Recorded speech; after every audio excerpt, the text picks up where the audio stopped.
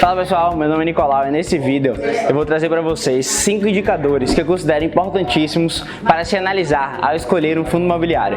Lembrando que é muito importante que você comente nesse vídeo, se inscreva no nosso canal, mande para seus amigos, comente, para que assim a gente continue a entregar o melhor conteúdo para você.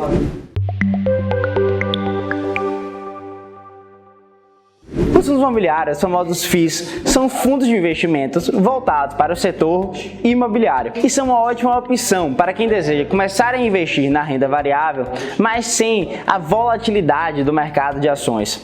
E também é uma ótima opção para quem deseja ter uma renda extra ou uma renda mensal, já que esses fundos combinam a ótima rentabilidade do setor de imóveis com o profissionalismo e a descomplicação de se ter um gestor profissional gerindo o seu ativo, como no fundo de investimentos. Nós vimos no passado, nesses últimos anos, o crescimento expressivo do número de investidores pessoa física na bolsa. Entretanto, boa parte deles ainda não migrou para o investimento em fundos imobiliários. Por isso, muitos fundos ainda não têm uma liquidez relevante, mas muitos deles oferecem uma ótima rentabilidade. Com as mudanças no cenário, a queda da taxa Selic, que impacta diretamente os investimentos na renda fixa, fazendo com que esses investimentos rendam cada vez menos, os fundos imobiliários se tornaram uma ótima opção para quem deseja aumentar a rentabilidade da sua carteira, se expondo na renda variável com menos volatilidade. Entretanto, escolher um fundo imobiliário não é algo tão simples assim. Por isso eu separei esses 5 indicadores que eu considero essenciais para que a gente analise nos fundos imobiliários e possa escolher assim o melhor ativo possível. E para nos ajudar a encontrar esses indicadores e comparativos, eu separei o site do Fundos Explorer, onde iremos encontrar tudo isso de maneira gratuita. O primeiro indicador que eu acho de extremamente relevância é a vacância.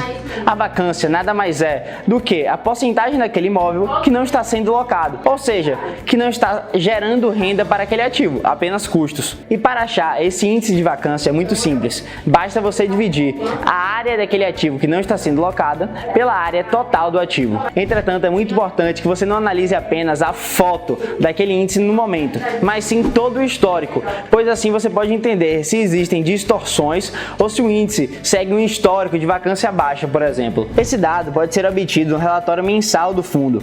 Indo no Fundos Explorer e descendo até a página, você vai encontrar um gráfico que conta com o histórico do índice de vacância, como nesse exemplo do XPML11, um FII de shopping center, onde a gente pode analisar que a vacância se manteve baixa e constante ao passar do tempo. Esse indicador é bastante importante, pois uma vacância alta, por exemplo, pode deduzir 2 fatores: uma má localização e um padrão construtivo já ultrapassado. O segundo indicador é o P sobre VPA. Esse indicador nada mais é do que o preço pelo valor patrimonial pela ação. O preço é o preço daquele ativo no mercado, onde podemos achar pelo home broker. E o valor patrimonial pela ação é o valor patrimonial daquele ativo, ou seja, quanto aqueles imóveis que o fundo detém realmente valem no mercado imobiliário, dividido pelo número de cotas do fundo imobiliário. E agora, para encontrar esse indicador, você vai pegar o preço da ação no mercado, que por exemplo pode ser R$90, e dividir pelo valor patrimonial por ação, que neste caso é 100. Dividido então, você vai encontrar a razão de 0,9. Um P sobre VPA alto pode indicar que essa ação está cara. Já o contrário também é verdadeiro,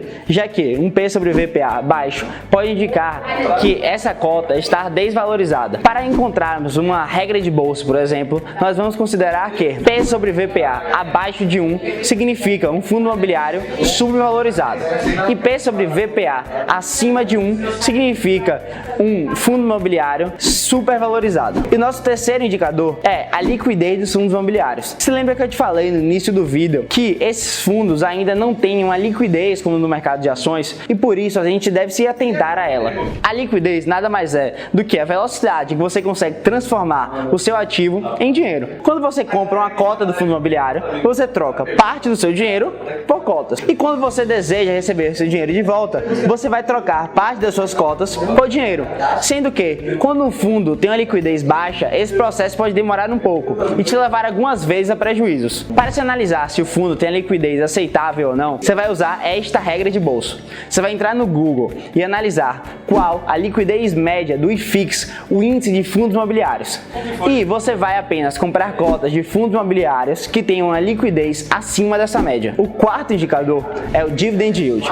O Dividend Yield nada mais é do que um indicador que nos mostra qual é a capacidade daquele ativo de nos dar um retorno anual, o que é uma das principais vantagens dos fundos imobiliários, por exemplo. Para encontrar esse indicador é muito simples. Você vai dividir o valor pago anualmente em dividendos pelo preço da cota no mercado. É muito importante que você não analise apenas a foto desse Dividend Yield, ou seja, que você não olhe apenas qual foi o último do Dividend Yield pago, e sim que você analise todo o histórico de pagamento daquele fundo, já que dessa maneira você vai poder constatar se não houve variações e distorções nesse pagamento, pois esse Dividend Yield alto pode ser inconsistente ou o fundo pode estar passando por um período chamado de renda mínima garantida. E além disso, é importante também que você não analise esse indicador sozinho. O quinto e último indicador, e o mais relativo de se analisar, é a gestão do fundo imobiliário. É muito importante que você analise quem faz a gestão e qual a sua confiança em relação a esse gestor, já que a gestão que vai definir os contratos, os inquilinos, quais ativos aquele fundo imobiliário vai comprar. E isso vai fazer total diferença na rentabilidade do seu fundo. É muito importante que você fique atento também às taxas mensais cobradas por esses fundos imobiliários, já que algumas podem ser mais altas do que o comum. E isso pode indicar uma má gestão ou um não alinhamento com o trabalho naquele fundo. O mercado imobiliário tem grande força e espaço quando falamos dele aqui no Brasil. Se compararmos o mercado de fundos imobiliários, por exemplo, e o de REITs nos Estados Unidos, que é um mercado similar, vamos ver que ainda existe muito espaço para alcançarmos. Por isso, os fundos imobiliários são considerados uma ótima opção de investimentos e, como eu já disse, sem uma volatilidade tão grande como existe no mercado acionário. Nossa dimensão geográfica oferece diversos tipos de opções e, além disso, os fundos imobiliários são uma ótima opção para aquela pessoa que não deseja ter todo o trabalho de gestão de se comprar um imóvel, por exemplo. Sem contar que com o preço menor de uma cota de fundo imobiliário, você vai poder se diversificar e, além disso, começar a investir com pouco.